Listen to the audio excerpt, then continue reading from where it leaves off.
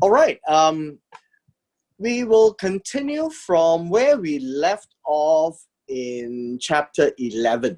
The very last section from verse 27, if you see on the screen, from verse 27 all the way to 32, it speaks about Terah. Now, Terah is the father of Abraham, Nahor, and Haran. And the way we would want to look at this is by looking at a genealogy chart. So you have Terah, and with Terah, there are three children. We have Abraham, and then we have Nahor, and then we have Haran. Now, what we do know here is based on this passage, Haran has a son called Lot. And so we put him here, Lot. And Abraham had no children. And so we have Haran with Lot, and Abraham had no children. And then we read that Haran died before his father in his native land in Ur. So Haran actually had died earlier.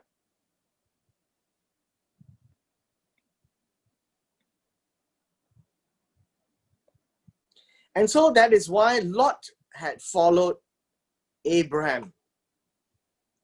All right. And then in verse 29, we read that Abraham and Nahor, they had wives. Abraham had Sarai and Nahor had Milcah. And Milcah is a daughter of Haran. And so Haran has another child named Milcah. And Milcah was given to Nahor. So basically, in the ancient days, both the son and the daughter is taken care of by their relatives. So Lot followed Abraham, Milcah married Nahor, and that would be complete in the sense of the ancient times. We also do know that Sarai at this point in time was barren, had no child. So all Abraham had was Lot, and that's why they were very close. And so here we read about Terah bringing their son, their family away from Ur. And then in chapter 12, we read that it was Abraham who brought them out. So you need to understand how the ancient people looks at things. When the father is around, it is said that the father was the one who led them out of Ur. But actually it was Abraham, by the call of Abraham, to leave Ur.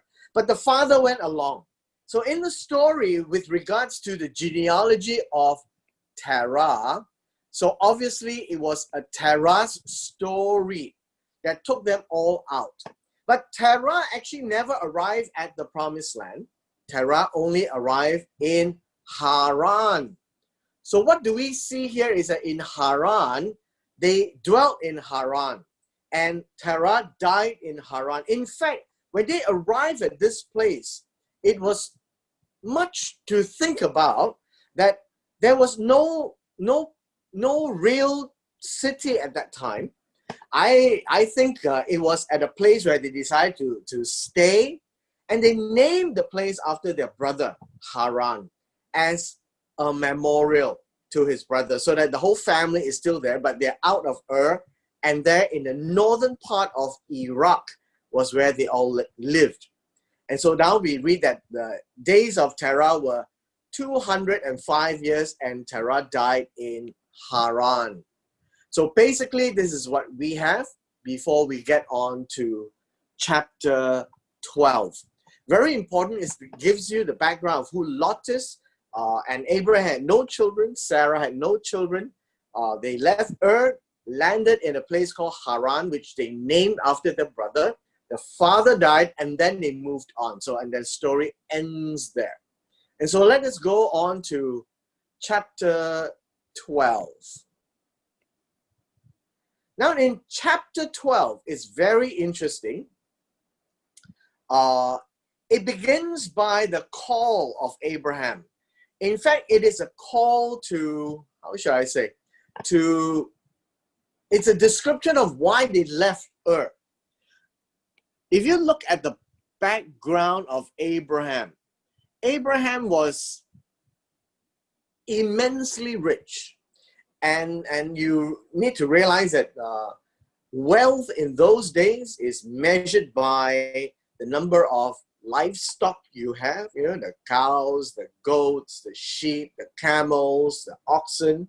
It is also measured by the number of servants you have. And I believe at this point in time, Abraham had more than a few hundred, at least more than 300, right? Because we read of him taking 300 of his servants to rescue Lot. But here, he was immensely rich. And so you need to ask the question, why did they leave Ur and then go to Haran and then go down to Canaan? Why leave a place where they are already very comfortable and they settled down? And so the description here is very much that this is because of a relationship between God and Abraham. And God says, it's now time, get out. And the word get out here literally means walk away, right? Walk away from where? Now we have the English translation called country, but this is exactly the same word as this word here. It's get out of your land, because the land belongs to their father. They grew up there. So get out of that place, because it's not the right place that God has in mind. So not only leaving their land in Ur, and this is Ur, they are also to leave their family, which means that it's their father's family side, right? And the mother's family side. So the only family that left was Abraham, and Nahor, and Terah, or Terah, the father. So all of them left, and that was their only family. And then they leave your father's house. Why? Because the father was the master of the house. And so Abraham was under the control and under the authority of the father. Now, importantly in ancient culture is, as the father is alive, everybody looks at the patriarch. I think in ancient Chinese culture, even in our days, if you have a very elderly relative, he or she becomes the patriarch or the matriarch of the family, everybody gravitates to her. And so in this case, when God says, leave that too, so Terah no longer has a house and no longer has authority. And they moved on to Haran, and then to a land when that God will show you. So we read this phrase, but this phrase is literally saying, when you get there, I will let you see it. So it is in that context. So the nuance is a little bit different. Show you, yes, but when it is literally seeing the place, then they know that they have arrived. And so that's the background of chapter 12, verse 1. In chapter 12, verses 2 and 3, this is the blessing. Why did God call Abraham to leave his place? Because God has a plan to make him a great nation, a great people.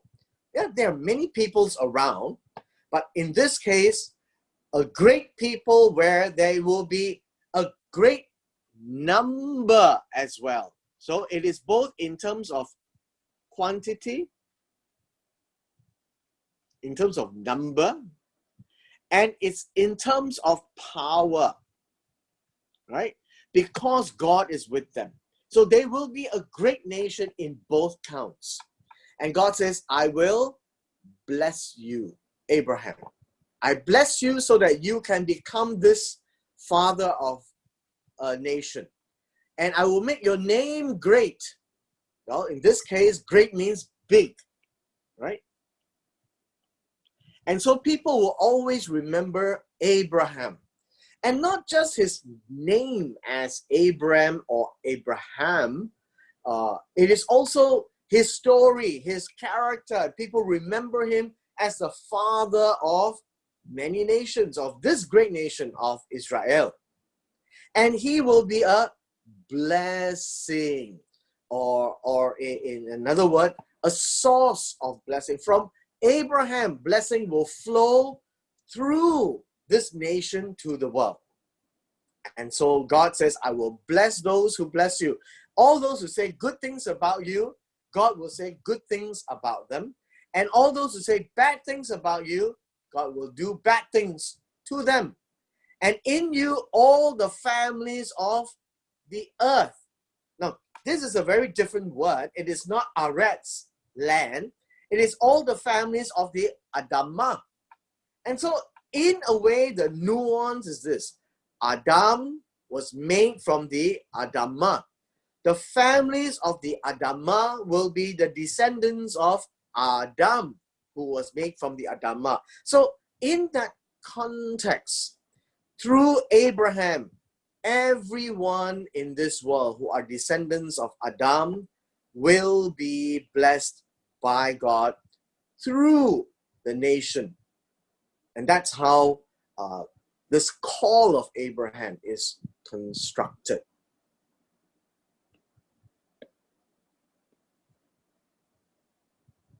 Now we have the journey, the description of the journey. So Abraham departed, so he left, right? And Lot went with him. So something that you need to know, that this Abraham and Lot story is going to come together. And Abraham was 75 years old. So 75 years old is not a young man anymore, and yet he was willing to pull up his tent pegs and leave because God said so. So one of the things that you probably need to think to yourself when you read passages like this is, why would Abraham do that? And our guess, our speculation is because he knows God. And he knows that God is serious and God wants him to go, and so he left. And so that is a lot of faith. Seriously, there's a lot of faith. And when we read in Hebrews chapter 12, certainly Abraham is a father of faith. And so we look at Abraham as an example of faith. So he departed from Haran when he was 75. And so Abraham took Sarai and Lot, his brother's son, and all their possessions that they had gathered. And understand, possessions would be all the livestock, all the food, all the tents, all the children, all the servants, and everyone. And they left Haran and they went to the land of Canaan. That's Canaan. So we read of Canaan in Genesis chapter 9, the curse of Canaan.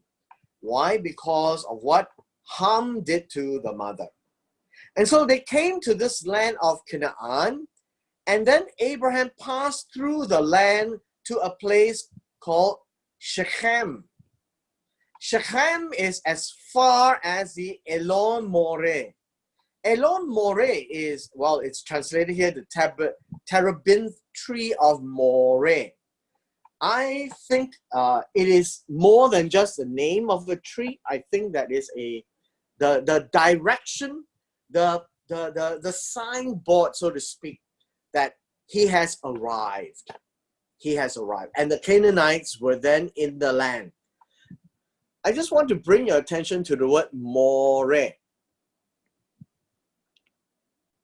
Moreh. And so we have, let me just rewrite this. We have Moreh. And then we have the word Torah. And basically what we have is very interesting. These are the root of the same word, right? Torah would be directions. When you shoot and point your finger as a direction, or instructions.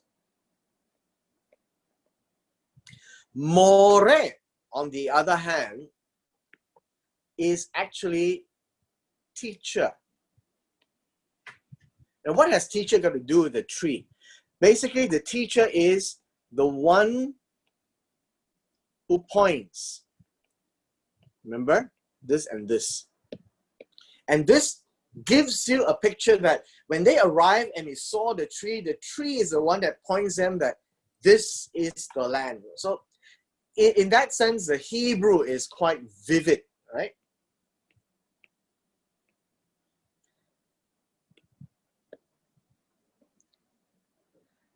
And what happened here?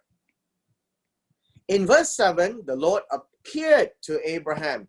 So it's not clear exactly when God appeared to Abraham, but we do know that in verse 7 he did.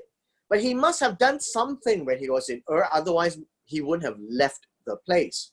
And so at this point in time, when they were at this place called Elon Moreh, says, God, to your descendants, I will give this land. And yet, you notice the conversation? It is not to you I will give this land. It is to your descendants. And so this is a preparation of the future. You're here, this will be the land, but the land's not going to be yours. It will be for your children and your children's children. And so here, in a response to what God did and said, he built an altar. This altar is important because the altar is to the Lord. Altar really is, how should I put it? You just put stones together and you put it into a mound, a little pyramid of sorts. Okay? And that will become an altar. It is also a memorial. And built on the altar, it is to signify that yes, I honor the Lord or Jehovah, right? Who had appeared to him. So it is it's a sign. It's like tugu, right? Like tugu kebangsaan. So it's like that, right? And then he moved again. He moved from there to the mountain east of Bethel. And Bethel is house of El, house of God, right? And he pitched his tent with Bethel on the west and Ai on the east. There he built another altar to the Lord, and here he called to God in his name. And basically, this is a phrase of thanksgiving and worship, and honoring God in a more vivid and active way. And then he kept going south. And where did he go? He went to the Negev. The Negev is actually south of the land, and the Negev is also the name of the desert and the wilderness that Abraham went. Okay?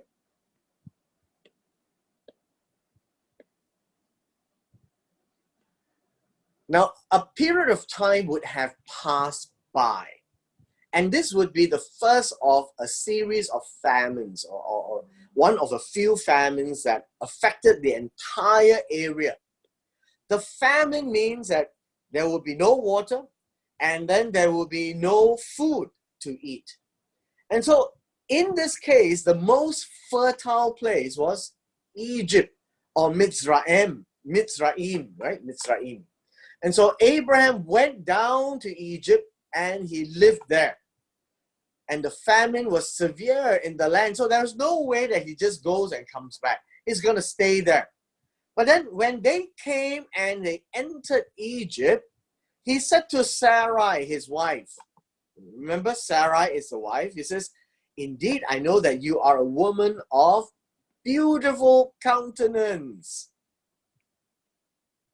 Now, from here, I think you would have guessed that Sarai, even at this age, remember he was 75 when he left Haran, Sarai would be 10 years younger, 65. And she was a beautiful woman at 65. And then it will happen that when the Egyptians, and he was worried about the Egyptians because the Egyptians are not like themselves, right? That if the Egyptians were to see such a beautiful woman, they would say, this is his wife. Or in other words, this is his woman. Remember, in the old days, there's no word for wife. It would be his woman or her man, right? And he was worried that if it was known that Sarai, such a beautiful woman, belongs to Abraham, they will kill me. But they will let you live. Why? Because you're a beautiful woman and I am the one that's holding the ownership of this beautiful woman. And so Abraham suddenly came out with this grand wise plan to say, you are my sister. Just say that you are my sister. And then I will be safe. And that my nephesh may continue to live because of you or on account of you. That they will not kill Abraham because Abraham has no ownership or at least perception ownership of Sarai. Now, many people would ask two questions, so we'll answer two questions here. One is, why did Abraham said that Sarai was his wife? Was his sister? Right here. Why?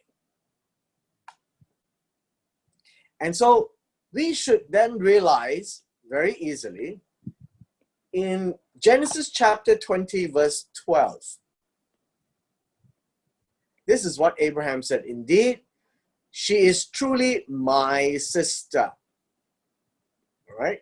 There was another episode of this nature. She is the daughter of my father, but not the daughter of my mother. And she became my woman. So what was Sarai? So we have Terah. And indeed, Terah had two wives. Number one wife and number two wife. And Sarai was a child of number two. And Abraham was with one and they were married. And so that's a sister, but not from the same mother. So she was a half sister. So technically speaking, he was correct.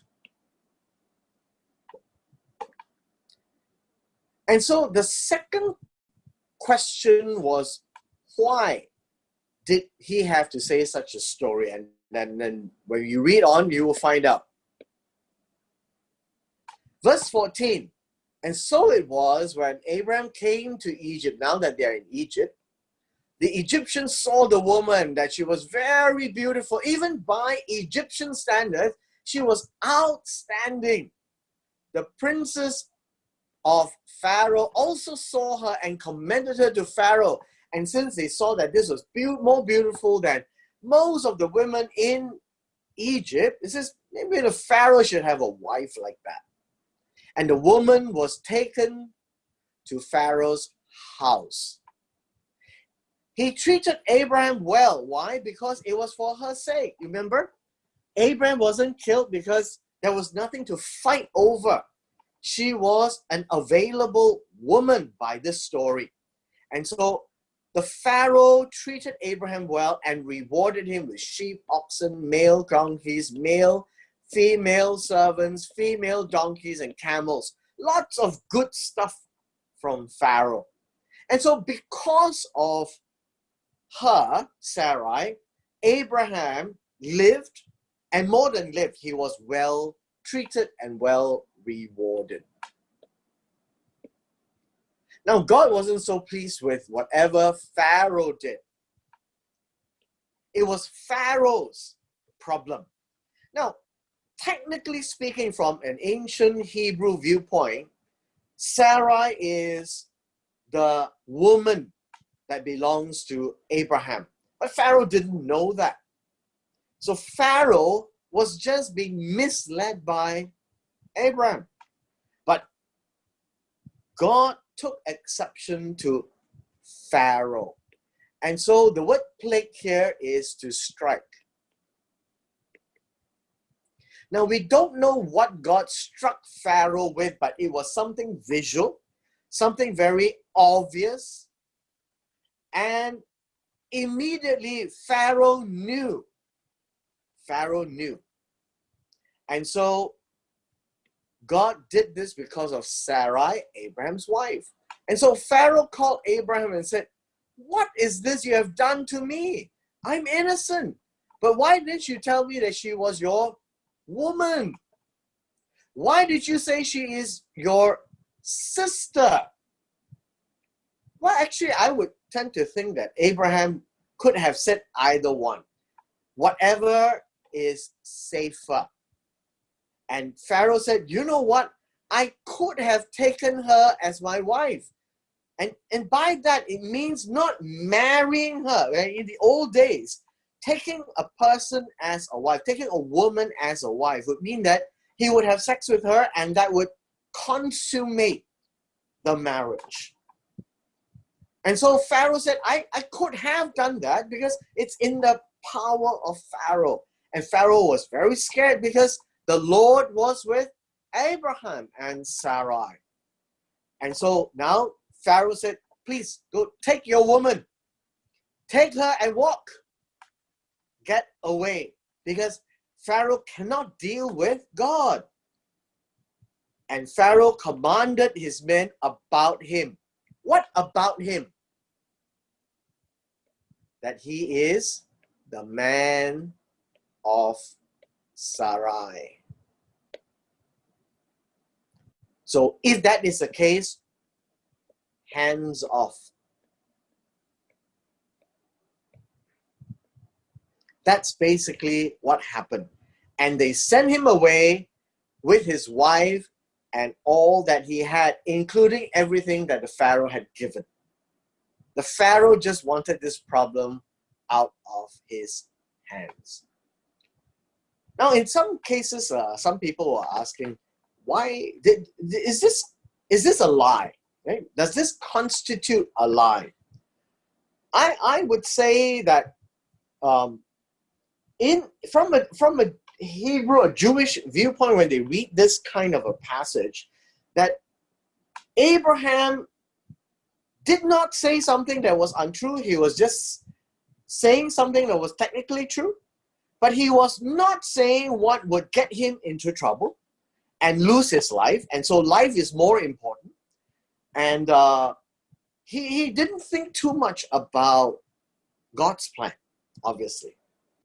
And had Pharaoh violated Sarai, there would be an immense change of plans.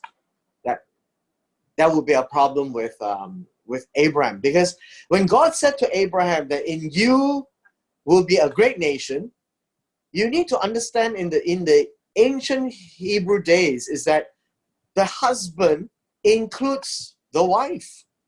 It's a unit, remember?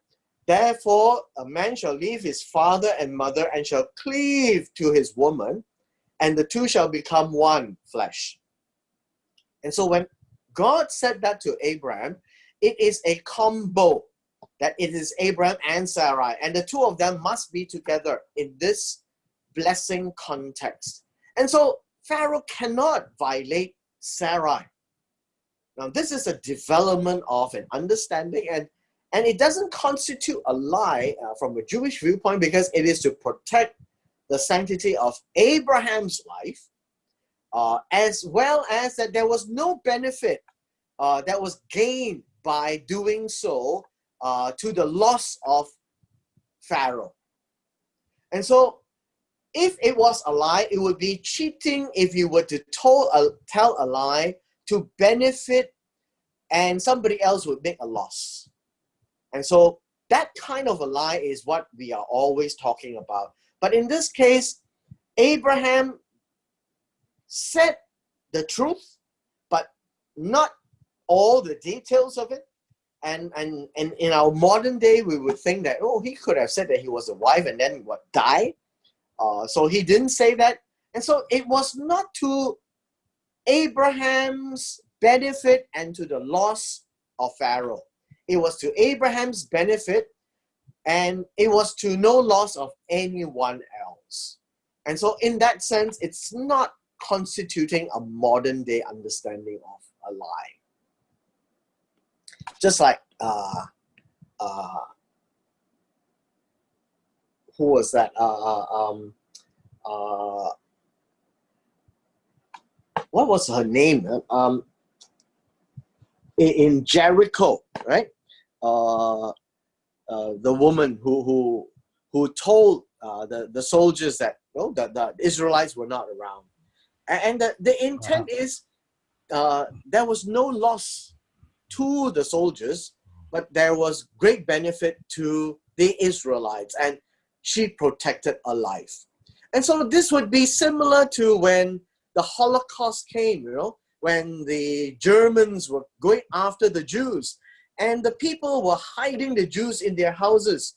And obviously, when the soldiers came and knocked on the door, they would say, no, there are no Jews around. And so this was to protect life and to no loss of the soldiers who were trying to kill them. All right?